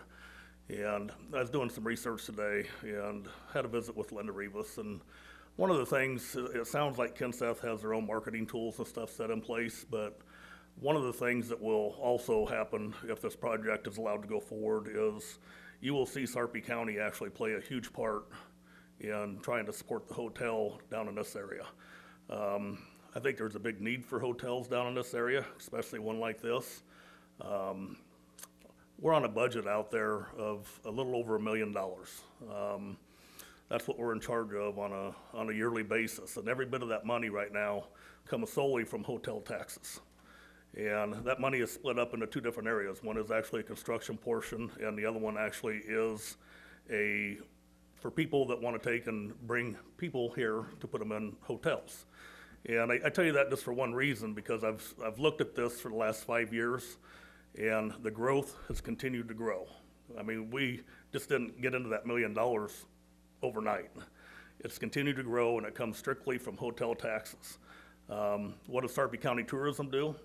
They will sit there and they bring bus tours. They bring them to hotels and stuff. They try to sell packages to take and bring into our city. Bellevue has quite a bit to take a look at down here, you know, as far as heritage and the base and everything else. I know as a business person, I'd like to see this hotel move forward. And not to bring anything negative up at all, but I know you folks just went through a huge budget crunch. And I pity every one of you for having to make that decision. But you know, we gain revenue in Bellevue, and this is a citizen, we gain revenue in Bellevue from property taxes and sales tax. And our sales tax has dropped. And you sit there and you follow everything. I know a lot of people say, well, it'd be nice to have a hotel down in the new Highway 34 corridor. But we have to look at what's reality and what's not reality. We don't even have a comp plan in place for that down there. That's gonna be years. I think we have a very good advantage to set something straight to make Bellevue move forward with some positive cash flow with some good people. And if we don't bring money into the city of Bellevue, and you guys are up against another budget, you can only cut your city services so much. And then you can't pay your bills no more. And the only way for us to take and do that for you folks to make it easier is to bring in sales tax revenue. And I think this is a catalyst that we can build on from there. So I thank you very much for your time.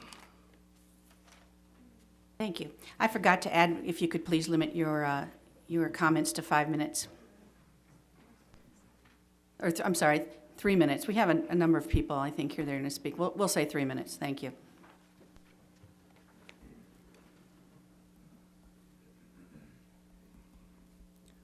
Hi, Rusty Hike, 15402 Highway 75, actually business owner here in Old Town on Mission Avenue. And I am with the chamber. You know, we've talked about this at the chamber board meetings a lot, what it means to Bellevue. I certainly don't need 3 minutes, but Mr. Kenseth, I heard him talking about bringing business to Bellevue from Omaha, from Council Bluffs. Right now, we don't even have something here to keep our own people here, and I'm all about providing for our community. This is something we need. It's very obvious. We need to make it work. And I think we're close, and I think you guys will be able to do that, and I want to throw my support behind that. The business community needs it. We need to take care of our own people, and it doesn't hurt to bring other people here. So I just appreciate a vote in confidence of it. Thanks. Thank you.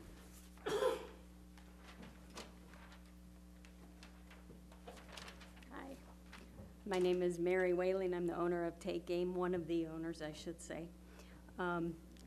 Speaking here just to let you know I'm in support of the convention center, and I agree wholeheartedly with what you said, Carol Blood. What I wanted to iterate is that we've been working on different things at the range, and we've been bringing people from all over, from Blair, from Valley. I even had people from Des Moines coming to shoot at our facility for the sport of it. And to have a convention center, we would have events that we could bring here, gun shows, to bring people in here, to bring them to Bellevue. We've had individuals from Valley that have never stepped foot in Bellevue. That to me is sad, because they don't even know Offutt Air Force Base is here. They've never even heard of it. The more people we bring to Bellevue, the more successful all of us business owners are gonna be. We've been working with the International Defensive Pistol Association, and we intend to bring statewide and regional competitions to Bellevue. This convention center, along with that, will be utilized for the banquets, the awards that are given out after these competitions. We're hoping to make a difference, and we're starting to keep all the people in Bellevue a little bit more here, at least for the shooting sports. So hopefully they'll start taking advantage of all the great restaurants we have here as well. I am in support of it, if you couldn't tell, so thank you. Thank you, Mary.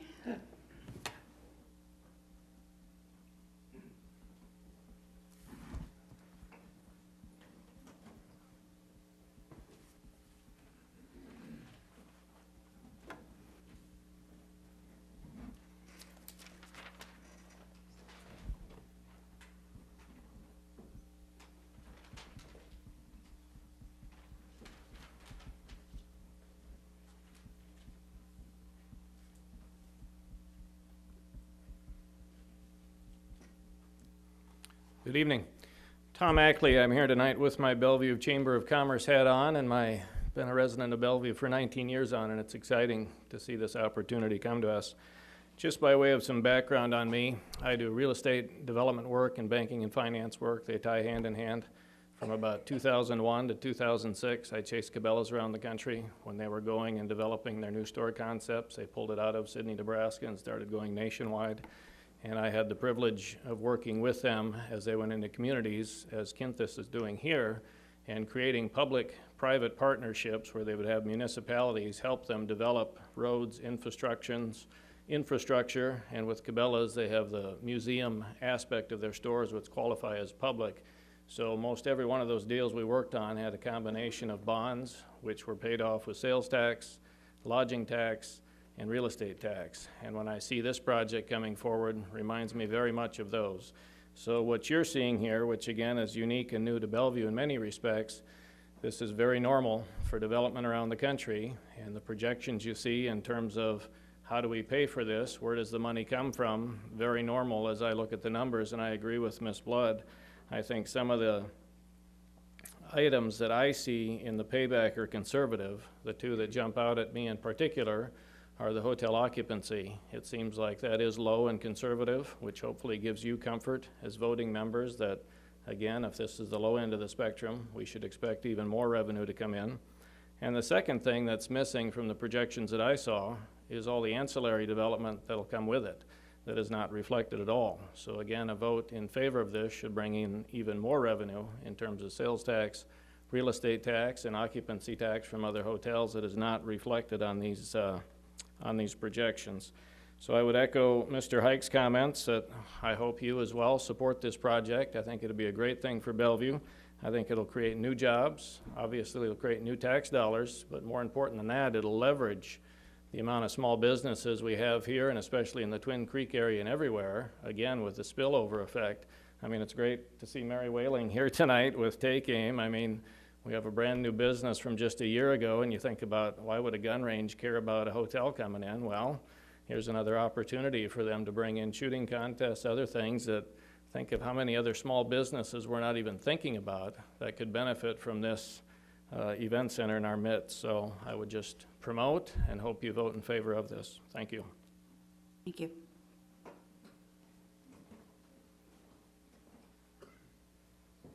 Is there anyone else who would like to speak?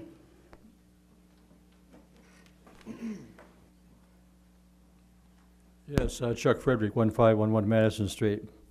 A lot of times I'm critical of things that are happening or not happening here in Bellevue, but this certainly looks like a winner. I assume there's free parking there too, right? And I belong to, I play bridge, competitive bridge, and we have 2 bridge clubs in Omaha, one in 42nd and Center and one out in 108th and Pacific. But we hold our regional bridge tournament each year at the Mid-America, and because we don't have a place here. And this regional bridge tournament is one of the best in the country. We have people from all over the country, and in fact sometimes all over the world, coming here to play. Bill Gates comes here, Warren Buffett is here, they both play, they both are talking sometimes. So this would be a big attraction. I think that certainly if we had the opportunity, I think our bridge clubs would rather have the regional in Nebraska than have it in Iowa. Thank you. Thank you. Anyone else? Seeing none, I will close the public hearing. Are there comments from the council? Councilwoman Blood? Yeah, I'm not sure. It's been made clear that we're not going to be voting on this evening, that, We will on the resolution. but that might need to be explained Okay. for those that want to go home. Sure. Both sides have been scrambling to make this happen and to get documents and legal documents together. And because of that, those documents got to us, the council members, quite late. So we asked that we would, if we could delay the vote at least on 2 through 6 on those documents until the next meeting. But we will be voting on resolution number 2014-04, which authorizes the city to solicit and execute a design-build contract. So that we will vote on tonight. However, just so that we can thoroughly read and understand the documents that were given to us just today, I will make, well, wait, let's do resolution first. So anyway, that brings us to resolution number 2014-04. Is that correct, Mr. Sullivan? Yeah, we can approve the resolution. Okay. Were there any further comments from the council before we move to that? All right, as council president, just let me sum up and say, as council people, we are charged, one of the things we are tasked with is to grow this city and to find new streams of revenue for the city, and that's exactly what we are going to do with this project.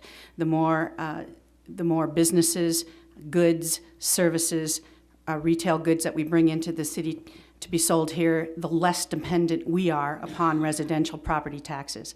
So I am confident that this project will stand on its own, that the bond payments will be made with property tax from the hotel, sales tax, lodging tax, and I am in support of this project. I just wanted to say that. All right, resolution number 2014-04. Need a motion? Councilwoman Blood? Motion to approve. Second. Motion by Blood, second by Knutson. Any discussion? Please vote. My vote is yes.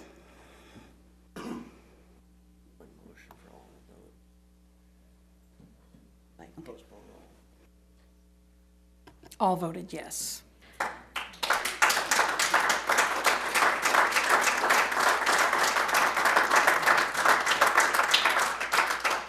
I will now make a motion to delay 12O items 2 through 6 until the next meeting on February 24th. Second. Motion by Sanyuk, second by Councilman Preister. Please vote. My vote is yes. All voted yes. Super. Thank you. If there are those of you who are not interested in the rest of the meeting, I'll allow you a couple minutes to leave. Oh, no, you. I don't know why you wouldn't be Gotta interested keep in the them rest here. of the meeting, but.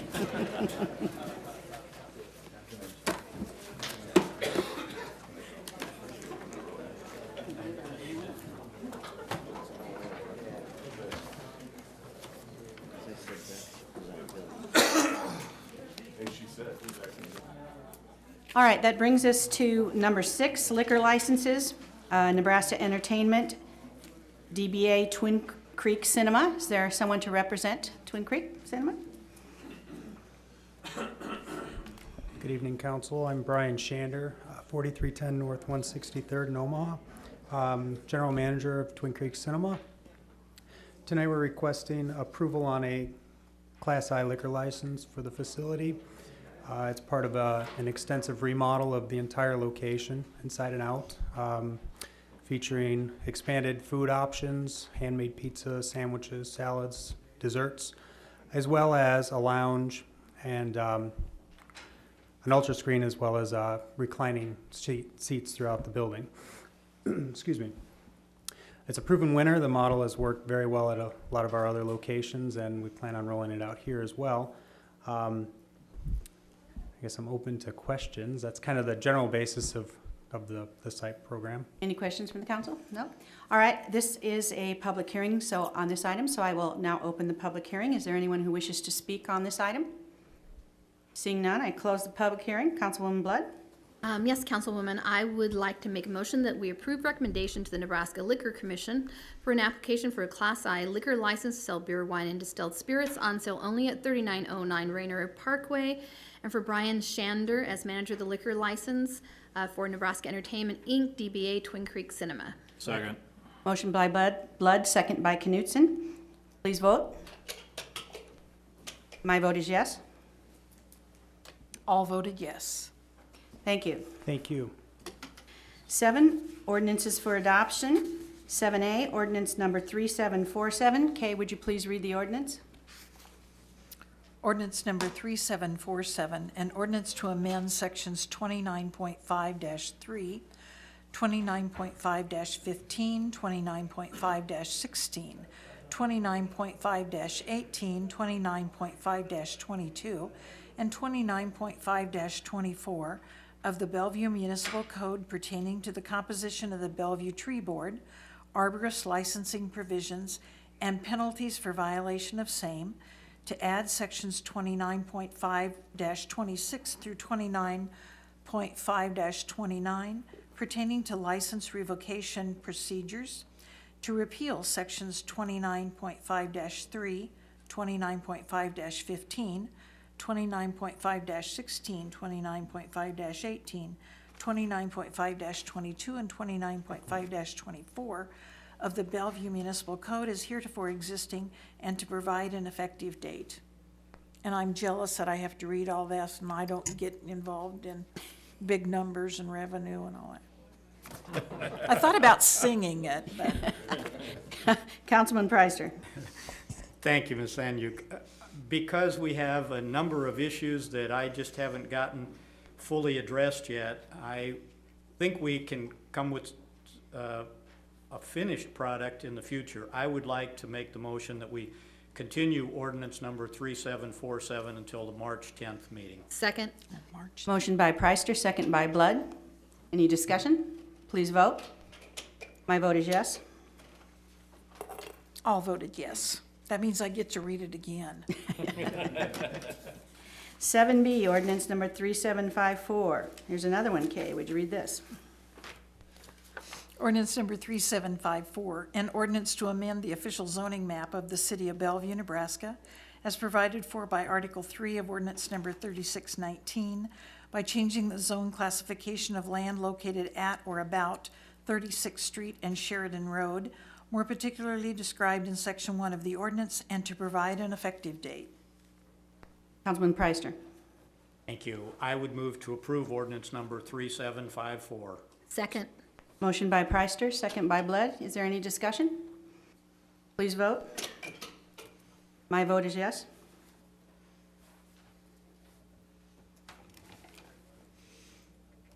The vote is 4-2. Motion carries. 8, ordinances for public hearing. No. Sorry. Small subdivision, approval of small subdivision plat for lots 1 and 2. Councilwoman Blood. Motion to approve. Second. Motion by Blood, second by Preister. Please vote. My vote is yes.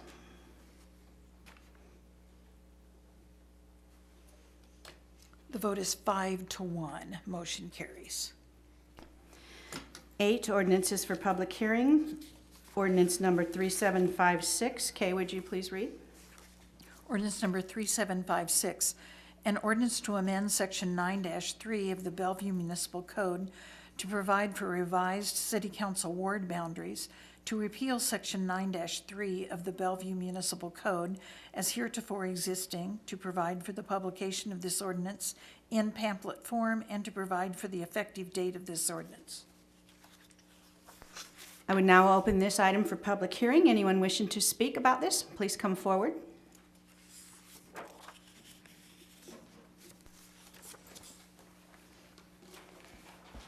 Chuck Frederick, 1511 Madison Street. I'm not sure what you're all going to do on this, but I've talked before, and Councilman Blood has said she wanted to eliminate the at-large position. My feeling is that I'd like to see the wards go bigger and have 4 of them, and have 2 council people from each ward. That way, every time, like in a case where somebody leaves for a job situation, we still have 1 representative there. That's how it was before. But instead of having 10, we cut down to 8 and eliminate the at-large position. That to me makes a lot more sense, lots more continuity. The people in the ward can have a chance to talk to 2 council people, and a little bit more effective. So if you're going to do some long-term planning, that would be what I would suggest doing, and getting rid of the at-large position as soon as possible would be the best thing to do. So, thank you. Councilwoman Blood. I just want to point out that there is a mandate by the populace here in Bellevue in 2008, and they were really clear that they don't want a big council. And so I'm just hoping other council members keep that in mind as we decide what to do as we move forward. And the point wasn't to necessarily eliminate my position as much as we just need to discuss and make sure that what we're doing is the best we can do to serve Bellevue. And the wards, we're going to move forward on that, but that doesn't mean that we have to make a decision in 2 weeks. We've got our attorney working on it, and we're all discussing it. We're going to figure something out, if not maintaining the status quo. But the one thing that the citizens have made really loud and clear is that they don't want a bigger council.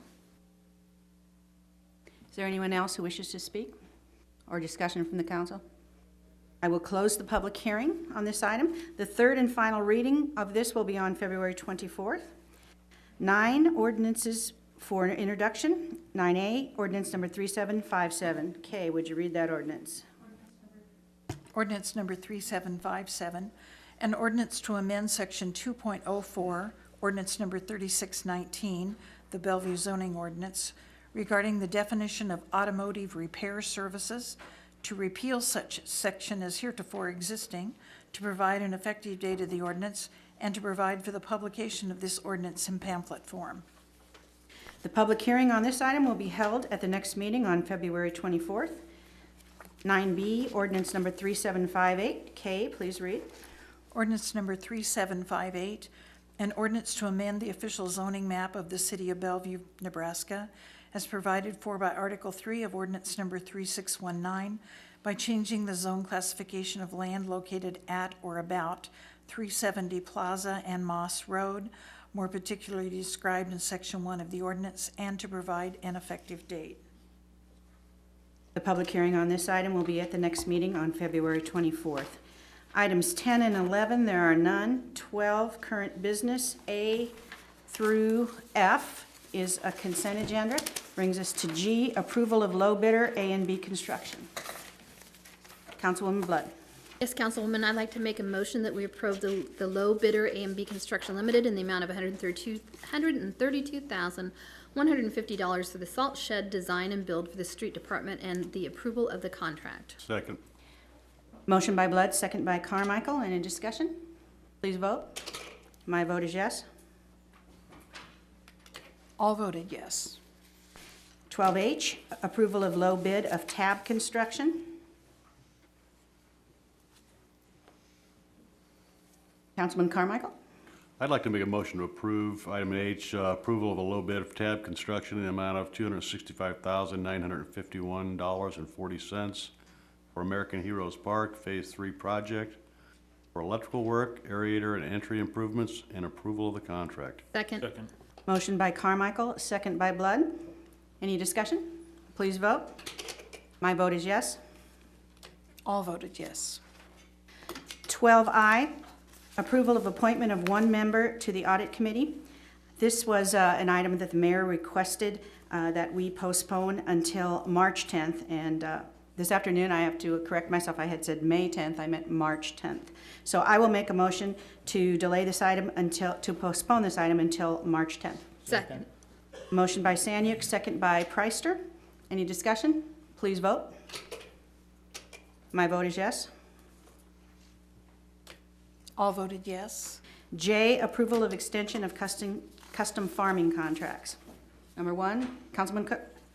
I'll make a motion to approve the fourth extension of the contract with Justin Toms for custom farming, approximately 163 acres at 36 in Cape Art Road in the amount not to exceed $41,869.51, and to waive council policy 4 requiring solicitation of bids for goods and services costing more than $10,000. Second. Motion by Cook, second by Blood. Any discussion? Please vote. My vote is yes. All voted yes. J2. Councilman Cook. Make a motion to approve the fourth Mike, extension. put your mic up. I hit it. Make a motion for approval of fourth extension of the contract with Justin Toms for custom farming, approximately 62 acres at the Bellevue Sports Complex in an amount not to exceed $10,073.92, and to waive council policy 4 requiring solicitation of bids for goods and services costing more than $10,000. Second. Motion by Cook, second by Carmichael. Please vote. My vote is yes. All voted yes. 12K, approval of memorandum of understanding with the BPOA. I will make a motion to approve the memorandum of understanding with the BPOA, Fraternal Order of Police Lodge, number 59. Second. Motion by Sanyuk, second by Knutson. Councilwoman Blood. Should we include the dates in the motion, Pat? No, it's already there. Okay. Okay. Any discussion? Please vote. My vote is yes. All voted yes. All right. L, approval of memorandum of understanding with the International Association of Firefighters, Local 4906. Councilman Cook. I think we were going to delay this for 2 weeks Yes. until our February 24th meeting. That was my motion. All right. I will second that. Motion by Cook, second by Sanyuk. Please vote. My vote is yes.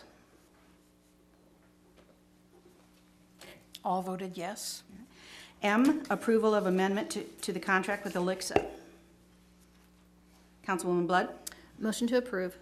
Second. Motion by Blood, second by Knutson. Please vote. My vote is yes. All voted yes.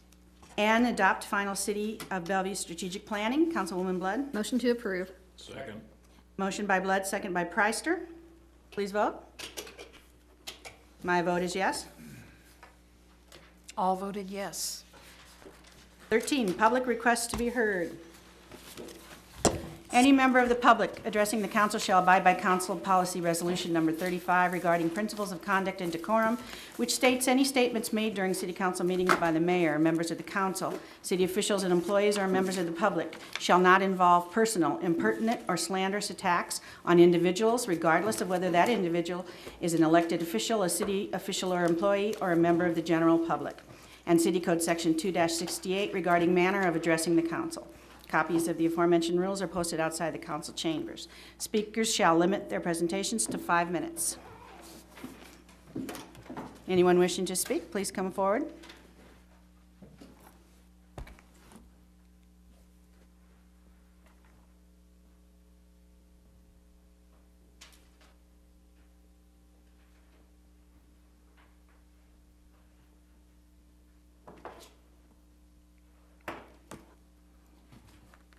Good evening again.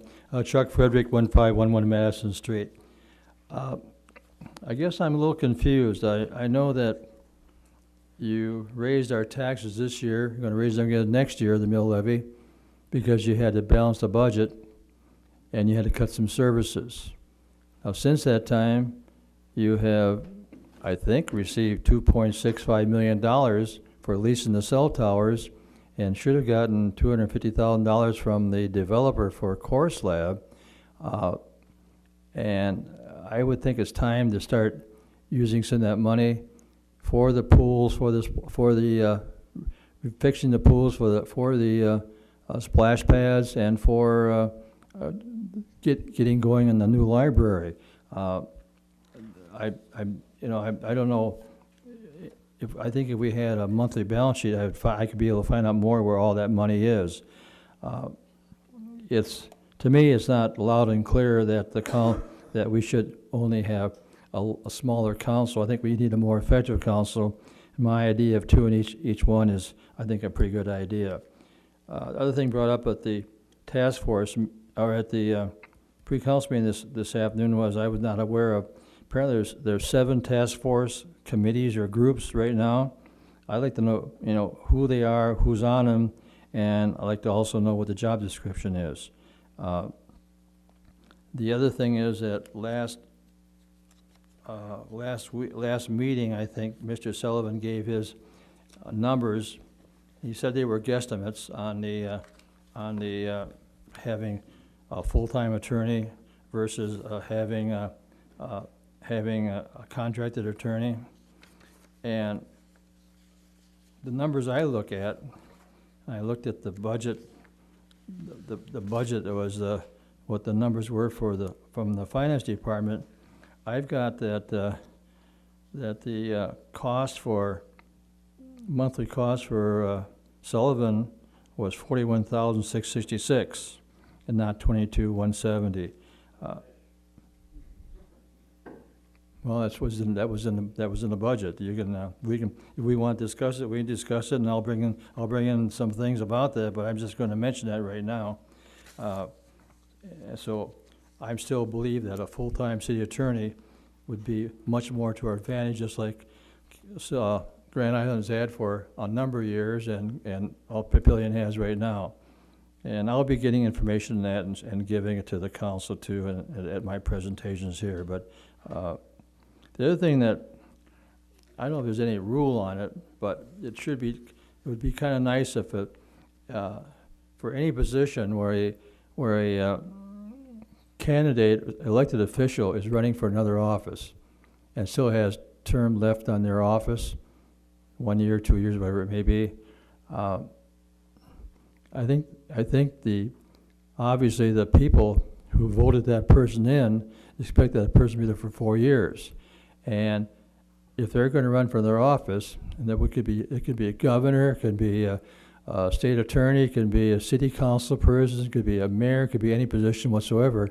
But they have if they're elected official and they were voted in, I think it'd be a good idea if they had to resign from their current position if they're going to declare another one, because they're basically saying that if they win, they're not going to be in the other position anymore.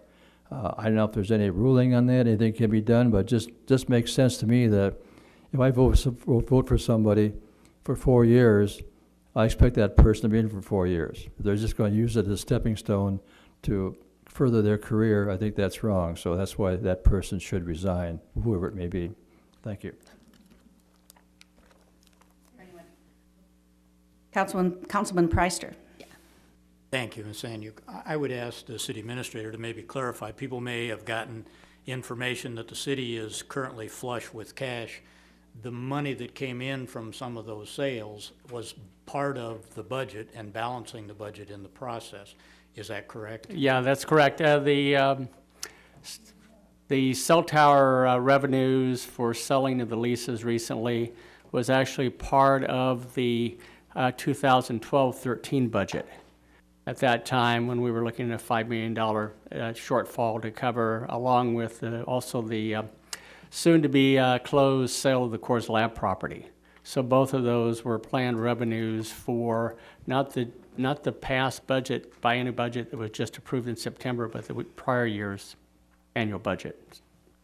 Thank you. Councilwoman Blood? And to further clarify, our budget was public information, that people could view this information online when we went through the process, as well as ask questions when we had public comment on the budget. Is that not correct? You're correct. We obviously, when the administration presents a budget, it's at a public meeting. The council has several meetings that are, and then ultimately we do have a public hearing. So there's a series of public meetings at which time the budget's discussed. It's also put online on our website as well as covered by the media. Yes. And so to further clarify, having a monthly budget sheet for people would not give them information above and beyond what we already transparently give on a monthly basis, as well as the transparent budget that we present. That's correct.